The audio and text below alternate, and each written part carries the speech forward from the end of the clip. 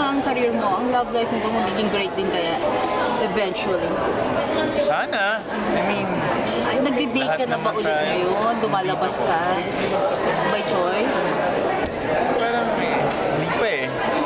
Dahil, ano yung like now, hindi ka na masyadong busy sa movie, ginagawa mo That's yung... what you think. Oh, so may ginagawa Kaya ka? madaming may pang trabaho.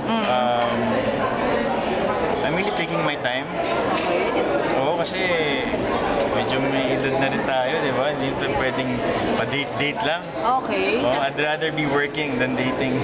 John, like kasi si Angelica, Yes po. Ano po problema kay Angelica? hindi kasi sa... Diretso na. May problema ba? Sa Instagram niya kasi promote niya yung video. Oo, nagpasalamat ako sa kanya. And gano'n naman siya eh, ever since eh. And like I said, we're friends. So parang ang friends naman nagbibigay ng support sa isa't isa. Is it true also na nagte-text na kayo? Yeah. Cellphone lang. Paano na-achieve yung friendship? Alan. Akin na, ako na. Akin na. Paano ba? I think the fundamentals na. Openness sa communication, respect. Yun lang naman yung mga pwede mong ibigay para mag-function yung friendship. The same way sa kanya, ganun din. Ano? I can see Yeah, that. I think so.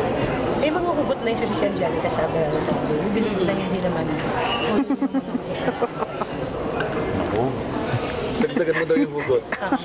Ikaw ba? May mga hugot ka rin? I mean, it's a gag comedy show. So parang, di ba, parang hindi ko naman pwedeng it wouldn't be too great kung isipin ko para sa akin. Di ba kasi parang not everything is about you, John Lloyd. Di ba parang napaka-arrogante naman kung isipin ko na lahat yung mga yun ay patama sa akin.